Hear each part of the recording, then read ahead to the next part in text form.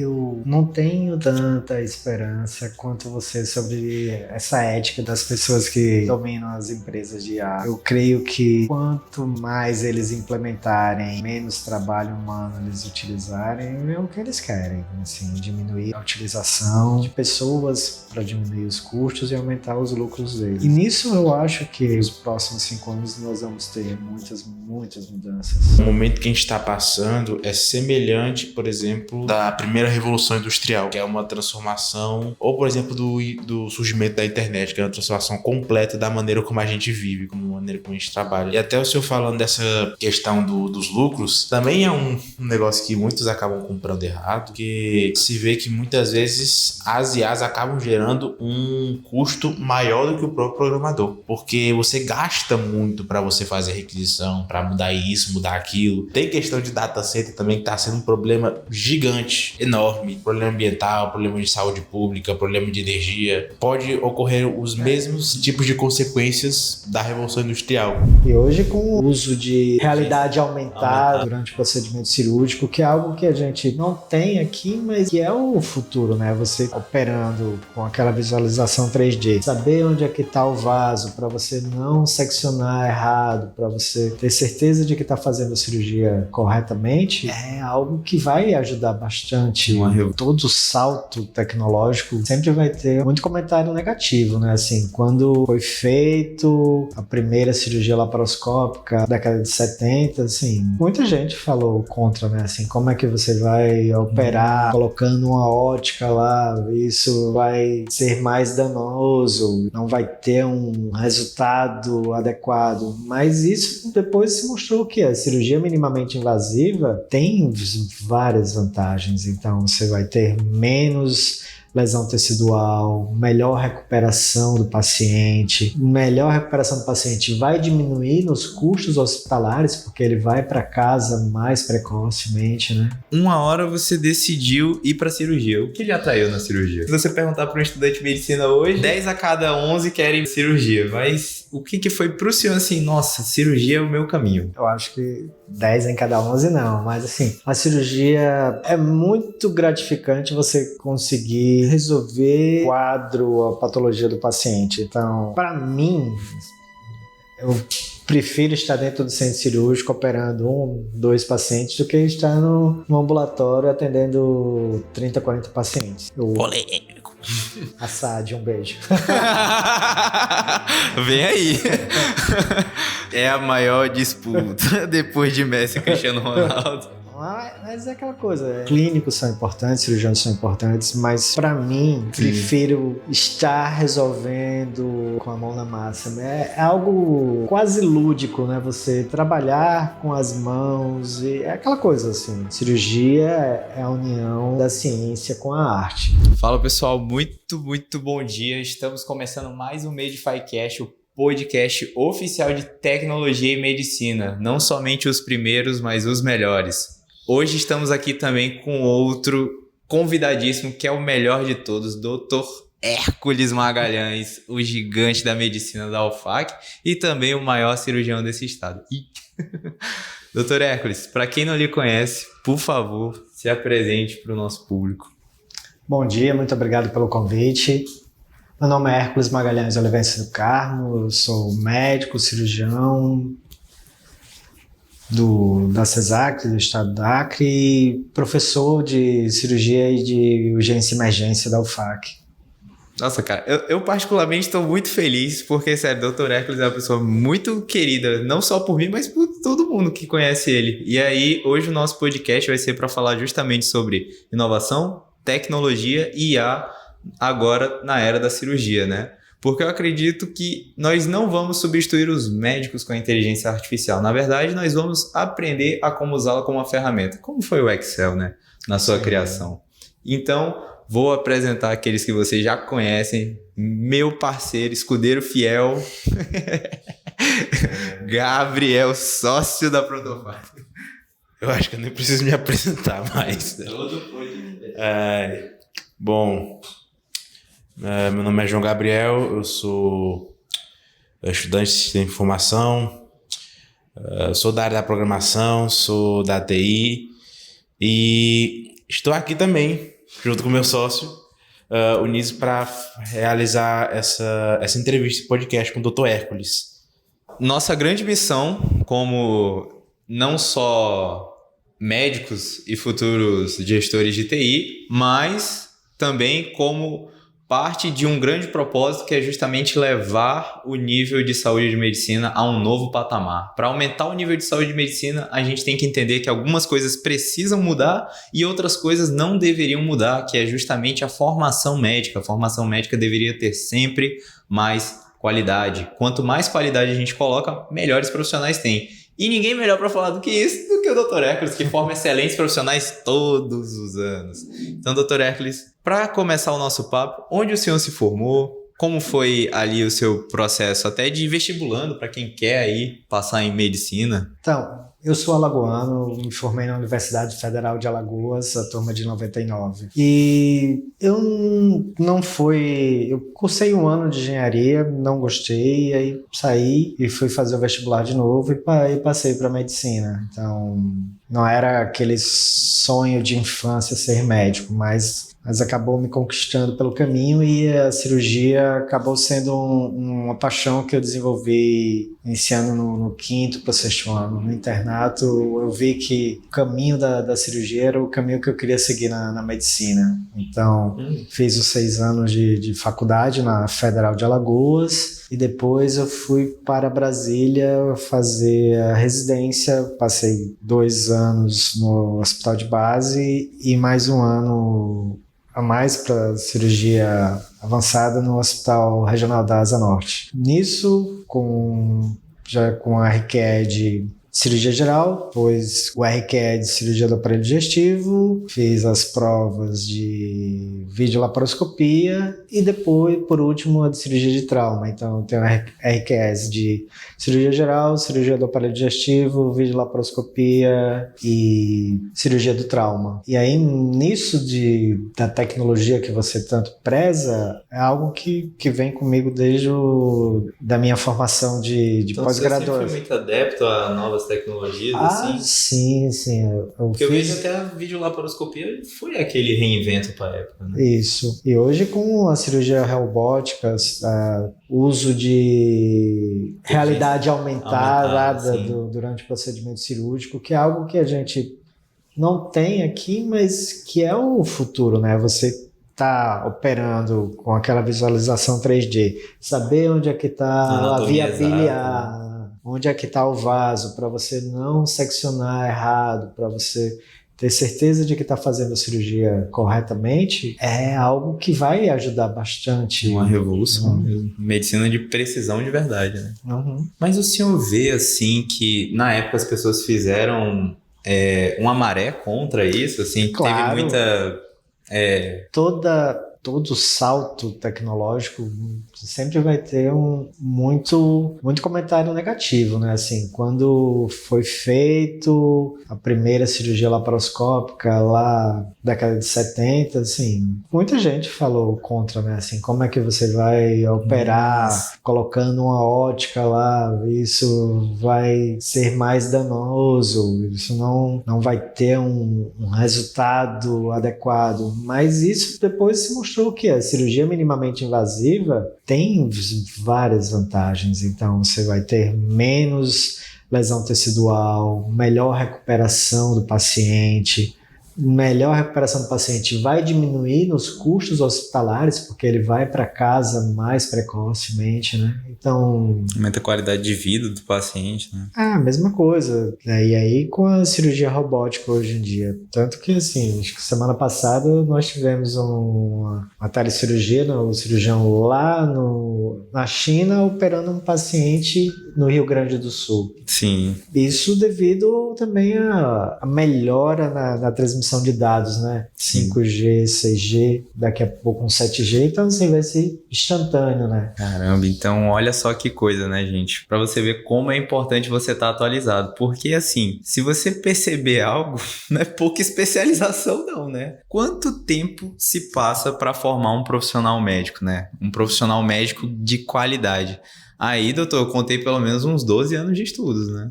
Sim, e aí se você tem que pensar que é necessário você manter a atualização constante, né? Com certeza, com certeza. Assim, eu me preocupo em ir pelo menos a um congresso por ano para ter o conhecimento vivo, fresco, e o convívio com os alunos também é necessário, né? Porque assim, hoje em dia todos os alunos estão com um computador, celular na mão, e aí você não pode ficar falando algo que não condiza com a realidade, porque vai ser contestado em tempo real. E é uma coisa que eu admiro muito nas aulas, o doutor sempre cobra a gente a coisa mais atualizada possível. Se saiu a TLS agora, amanhã está lá pra gente estudar. O que é importante, é pra ser assim. Se tem uma evidência que mostra que é melhor, vamos usá-la, né? Afinal de contas, quanto tempo de pesquisa não foi gasto ali, né? Então, sempre se atualizar é um princípio impossível de ignorar. E aí, Gabi, falando em atualização, conte-me no mundo hoje o que a gente já está vendo de implementação de IA, inclusive na área da saúde. A gente fala muito sobre isso, né? Mas é sempre importante lembrar, até mesmo aqui na área da medicina, o que a gente já tem de mais moderno, assim, de IA e tudo mais. Bom, a questão de IA dentro da medicina ainda é um campo muito complicado e não é tão explorado, justamente porque envolve muitas questões éticas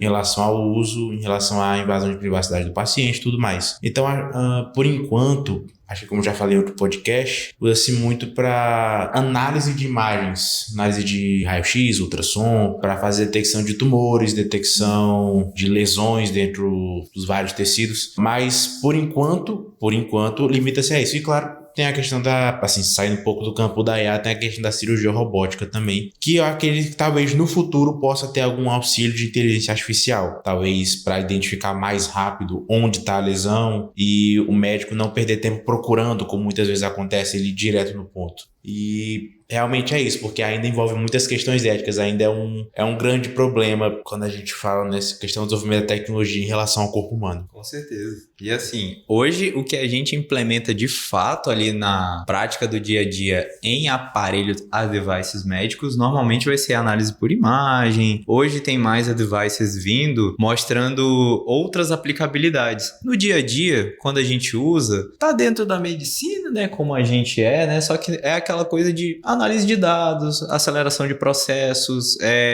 mais uso disso para fazer um gerenciamento melhor ali do hospital, consultório. Então, o legal da medicina, e o Dr. Hércules pode falar muito melhor do que a gente, é o cuidado que a gente tem antes de fazer tudo, né? Sempre é muito pesquisado. Levando em conta isso que foi falado, né? Eu acho que bastante importante na cirurgia oncológica. Por exemplo, você faz um scan com uma ressonância nuclear magnética, você saber onde é que está a lesão, você colocar no software que vai te ajudar durante o procedimento cirúrgico a saber onde é que está a lesão e a saber a anatomia e te guiar para a resolução. Então, a realidade aumentada durante a cirurgia oncológica, eu acho que é algo que vai ajudar bastante. Com certeza. E que tudo indica que assim seja o futuro, né? Porque cada vez mais a gente tem que minimizar os danos que a gente causa ao paciente, porque, querendo ou não, aquilo é um procedimento que salva vidas e a gente tem que buscar fazer de cada vez novas formas para melhorar aquilo.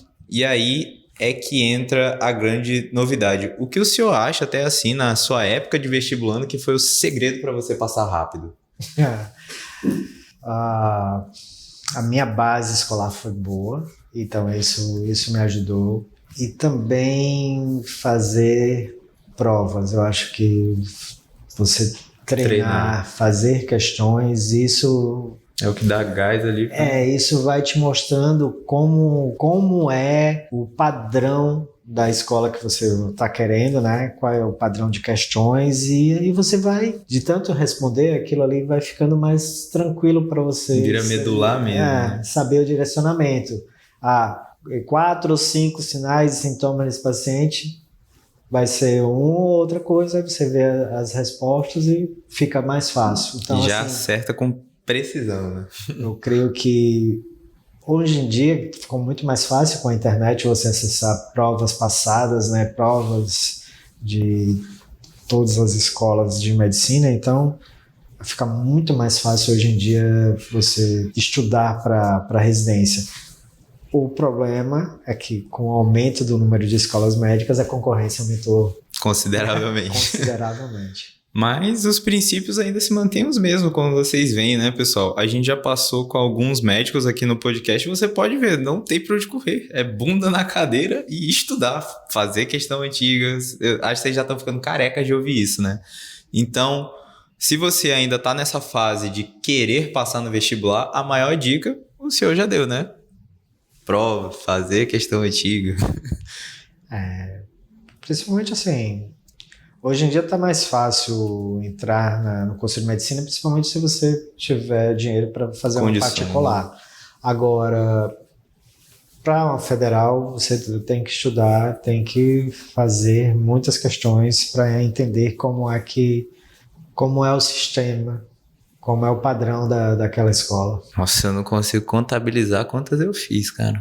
Mas assim, toda semana eu fazia no mínimo 3 provas, assim, simulando mesmo, eu sentava como se fosse o dia da prova, tudo. E pra o fim de semana, eu tinha um sistema até que eu falo no meu canal como é que eu fazia. Eu fazia por porcentagens, né? Eu sempre fui péssimo em matemática, mas uma coisa que eu era bom era porcentagens, proporções, probabilidade. Essa é a área da matemática, assim, que eu não sei porquê, mas eu dominava. E achava uma boa técnica porque você vê aquele progresso, assim, melhorei 1% hoje. E 1% Sim. todo dia, você vai crescendo sempre. É importante você ter constância, né? Você ter aquele local... Constância é o segredo mesmo, verdade. Você fazer sempre, né? As provas demoram 3 horas, eu tenho 3 horas para responder isso. E todo dia você está lá estudando. Exatamente. Uma hora se torna medular.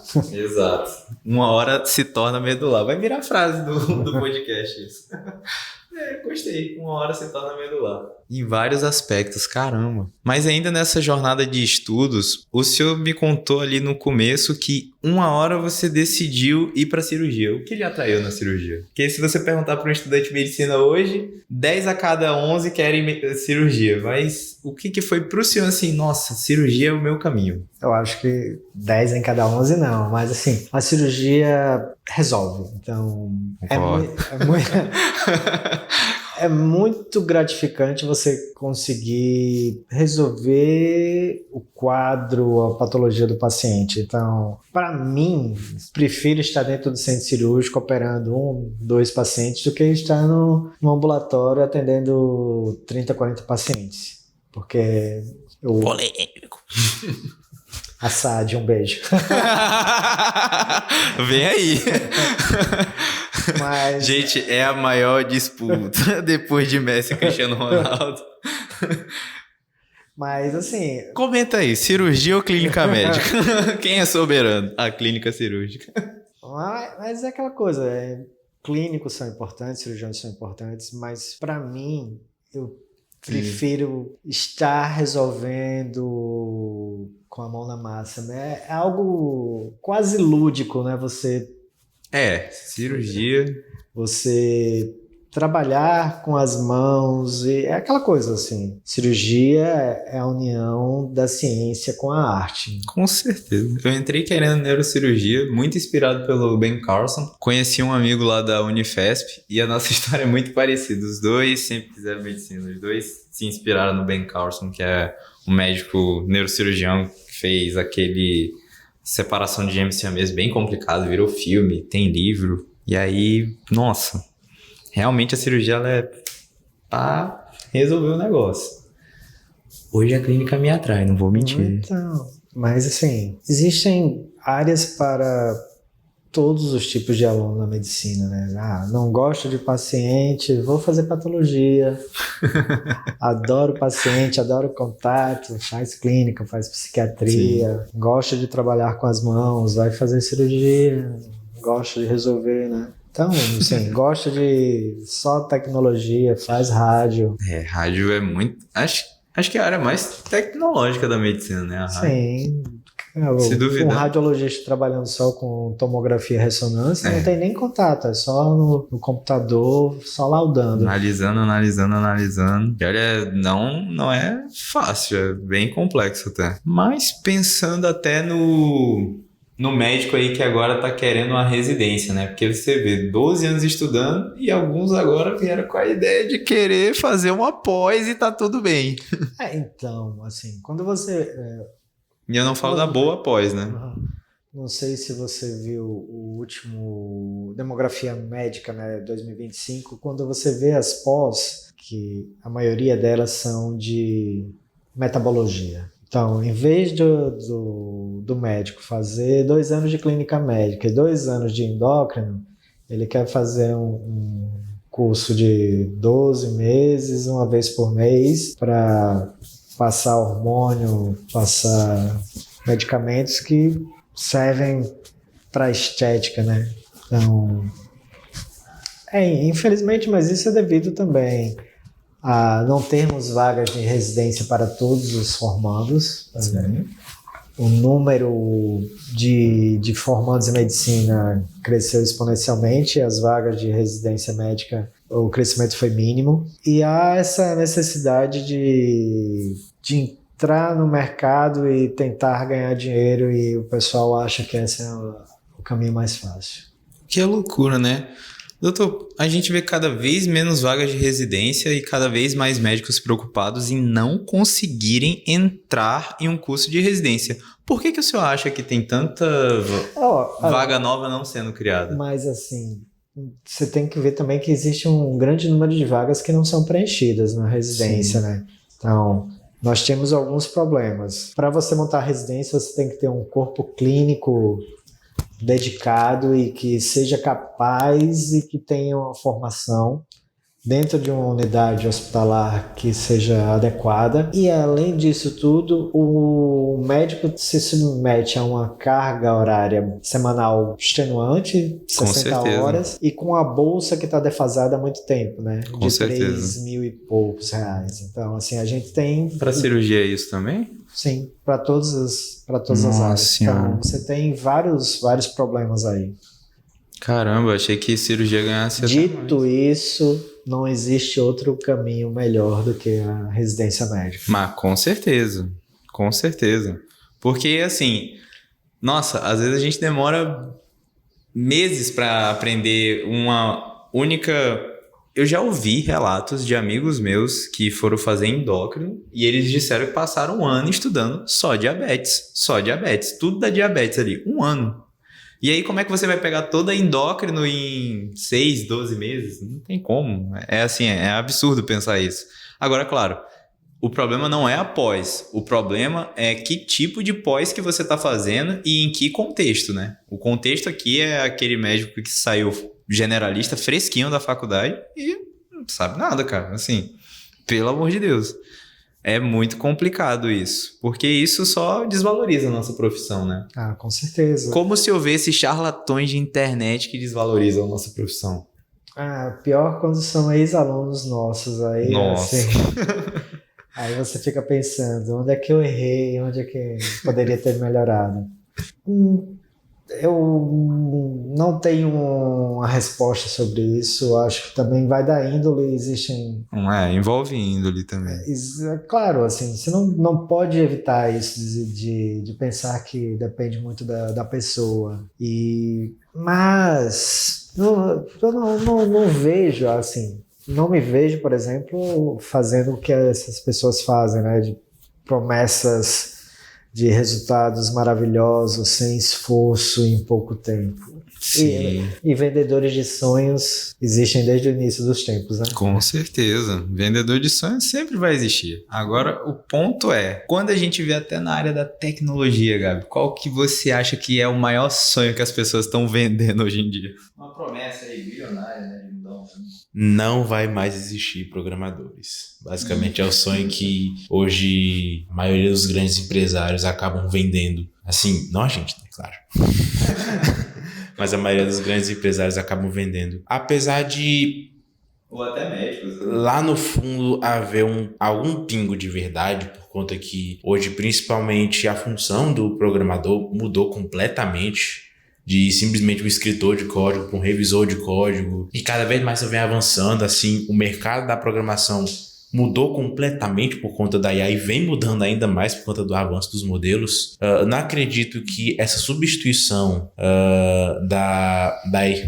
do ser humano pela IA vá ser tão cedo assim. E que vai acontecer completamente. Até porque existem, como eu falei aqui, limites éticos a serem respeitados, que muitas vezes não são, né? Mas existem esses limites de alguma forma, que existem pontos que ainda não devem ser ultrapassados, que essa transição não deve ser tão brusca. Porque surgiria também outros problemas, principalmente, sei lá, a mudança da nossa percepção de trabalho, de como seria a relação do ser humano com o trabalho. Mas hoje, principalmente, causa nessa promessa, tanto que diz, não precisa mais fazer faculdade para ser programador, você não precisa ter esse entendimento. Só que justamente o ponto é esse entendimento de base é o que vai ser importante. Não é simplesmente porque antigamente, em 2020, sei lá, o cara fazia um curso de 3 meses e o cara era contratado.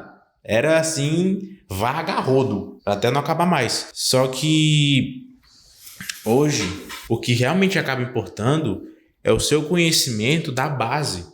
É o conhecimento, por exemplo, de arquitetura de software, o conhecimento, por exemplo, sobre como estruturar um software de ponta a ponta, sobre até mesmo que tipo de modelos de IA usar. Então, o conhecimento de rede também, de cibersegurança, que hoje está extremamente requisitado, muito assim, tem muita vaga de cibersegurança. É uma área difícil, não é uma área fácil, mas tem muita vaga hoje. Então, não acredite nessa promessa de não vou fazer faculdade, não quero mais saber de programação, vou ficar só no vibe coding. Se você continuar com esse tipo de mentalidade, pode acabar que você deixe de aprender aquilo que é realmente importante e que isso diminua a qualidade do seu software. E quando a qualidade do seu software diminui, não é você que vai ser afetado, são todas as pessoas que vão usar. Principalmente, por exemplo, falando na área médica, se um software for feito sem segurança e sem a mentalidade correta, sem a arquitetura correta, sem tudo feito corretamente, quem vai ser afetado não vai ser só você. Quem vai ser afetado vai ser o paciente que está lá, doente, vai ser o médico que vai estar gerenciando o software, vai ser o atendente, vai ser o gerente do hospital, por exemplo. Então, não caia nisso de que você vai simplesmente usar IA e não vai mais precisar aprender nada. Não. Agora é realmente um momento de aprender a base, de fixar a base da programação. E o que casa com o que a gente prega aqui nos podcasts, justamente o doutor falou, né? Você tem que ter base, você tem que estudar muito, tem que fazer residência. Então, assim, você vê que é para todas as áreas, né? O que é coincidência? Não, é a maneira de pensar o melhor modo de usar essa tecnologia, que, como tudo que veio, é uma ferramenta. É uma ferramenta que vai trazer transformações? Acredito eu que sim. Claro, todas trouxeram. Essa vai mudar provavelmente muita coisa do que a gente faz? Sim. Mas, doutor, o que o senhor acha dos médicos de IA? Então, eu não tenho tanta esperança quanto você sobre essa ética das pessoas que dominam as empresas de IA sobre eu creio que quanto mais eles implementarem e menos trabalho humano eles utilizarem, é o que eles querem, assim, diminuir a utilização de pessoas para diminuir os custos e aumentar os lucros deles. Então, e nisso eu acho que nos próximos 5 anos nós vamos ter muitas mudanças. Com certeza. O momento que a gente está passando é semelhante, por exemplo, ao momento da primeira revolução industrial, que é uma transformação, ou por exemplo do surgimento da internet, que é uma transformação completa da maneira como a gente vive, como a maneira como a gente trabalha. E até o senhor falando dessa questão dos lucros, também é um negócio que muitos acabam comprando errado, porque hoje se vê que muitas vezes as IAs acabam gerando um custo maior do que o próprio programador, porque você gasta muito para você fazer requisição, para mudar isso, mudar aquilo. Tem questão de data center também, que está sendo um problema gigante, enorme. Problema ambiental, problema de saúde pública, problema de energia. Pode ocorrer os mesmos tipos de consequências da Revolução Industrial. Lembra muito a Revolução Industrial, né? Que tudo era meio insalubre, né?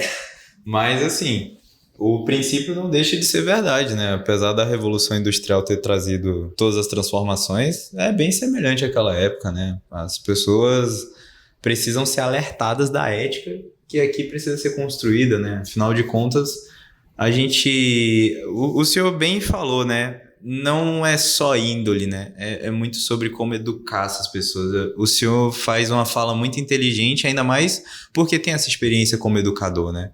Acho que é uma das maiores vantagens enquanto educador é perceber isso, que formar bons alunos também é ter sido um bom profissional formado. E acredito que, com isso, o que o senhor vê que de fato forma um bom aluno de medicina? Quando você chega no 8º período, antes do internato, assim, eu tento falar sobre isso, né? Se vocês vão ter 2 anos de internato, vocês tiveram 8 períodos de sedimentação teórica. Sejam proativos, estudem os casos, aproveitem os pacientes, aproveitem a oportunidade de você fazer procedimentos sendo tutorado por residentes e preceptores. Depois que você sai da faculdade, você não vai ter isso. Então, assim, se você não for para uma residência, ninguém vai pegar a tua mão e faz desse jeito, deixa aqui, eu vou te ajudar, vou te acompanhar. É uma oportunidade única que, às vezes, o aluno não percebe, porque está tão preocupado em ficar... Notas, né? No internato é fazer medicurso... Os cursinhos de residência, né? Saiu mais rápido do hospital. E medicina é tempo de voo. Se você não está lá, você não vai perceber, você não vai atender pacientes, não vai examinar, não vai fazer procedimento, não vai estar junto do médico quando ele está fazendo diagnóstico, que é o que vai melhorar a sua prática clínica. Então, assim, com certeza. Eu acho que estude para a prova de residência, mas aproveite bastante o internato. Se você não passar de primeira, você vai ter todo o tempo do mundo, mais um ano para estudar, fazer o seu medicurso, mas o seu internato não volta. O que é engraçado, né? Porque hoje a ânsia de se profissionalizar rápido, às vezes, tira essa oportunidade de ser um profissional bom e prático rapidamente também. Eu já ouvi até, inclusive, foi uma conversa em outros podcasts, de aqui no nosso estado ser muito bom para pegar a mão, né? Porque em outros centros, grandes capitais, interna é cone, né? Interna é cone, aqui a gente é realmente ensinado, bem preceptorado ali. E interno, às vezes, em alguns lugares é só tipo, tô olhando. Tanto interno quanto o residente. A residência de cirurgia daqui é muito boa no sentido de que o residente faz. Então, ele opera. Só temos a residência de cirurgia geral, então não temos residência de subespecialidades. Então, eles entram com urologista, cirurgião do aparelho digestivo, cirurgião pediátrico, cirurgião torácico, cirurgião plástico, urologista. Então, a cirurgia daqui dá essa possibilidade do residente acabar saindo com uma boa mão, com uma boa prática. Com certeza. E é porque né, gente? Assim, o que a gente mais percebe é que medicina é tempo de voo. Realmente, você tem que ir ver. Uma coisa que eu nunca deixei de fazer foi ir até as práticas, porque eu não sabia o que estava sendo feito ali 100%, mas eu estava começando a entender o raciocínio clínico por detrás, o raciocínio de decisão cirúrgica, o raciocínio de alta ou não para um paciente. Eu estou passando muito por isso agora, né? Rodando na enfermaria onde eu estou. Então, esse paciente vai de alta? Não vai de alta? As questões sociais, as questões éticas também que envolve. Então, há muita coisa ali que a gente acaba aprendendo que não existe no livro. Nem nunca vai existir. Você tem que estar lá para entender. E cada serviço é um serviço, né? Sim. É diferente você, por exemplo, estudar diverticulite, ver a classificação de Hint e depois ver isso na prática. Sim. Saber quando só usar antibiótico, quando fazer uma drenagem percutânea, quando fazer uma ressecção com a anastomose primária e quando fazer um Hartmann. Então, são soluções para uma mesma patologia, mas com estágios diferentes. E essa questão de estudar os casos clínicos é muito real, porque o momento do internato é esse momento de matar dúvidas mesmo, né? E assim, eu particularmente, eu não sei vocês que nos assistem, mas eu tenho muita dúvida em antibiótico e eu parei para estudar só os antibióticos específicos, qual que é o melhor antibiótico para ser usado e não só, tudo vai ser vancomicina e meropenem, né? Pelo amor de Deus. Começar pela última opção, né? Né? Assim, acontece, né? Loucura. Assim, a gente estuda justamente para isso, né? Qual que é a melhor opção ali? O paciente infectado por Klebsiella, Pseudomonas. O que eu vou fazer, né? Então, são esse tipo de situação que acaba me deixando confortável de ser interno, né? Muito bom ser interno por causa disso. Você pode e deve errar, né? Você tem o seu preceptor ali do lado para te corrigir. Aproveita esse momento. Residente eu já não posso falar sobre, né? Sim, isso é importante também, porque você tá tutorado, né? Quando você recebe o seu CRM, a responsabilidade é toda sua, né? Então, É outra vida. É outra vida, e aí você começa a ver que as coisas não são fáceis. Exatamente. E nesse período da residência,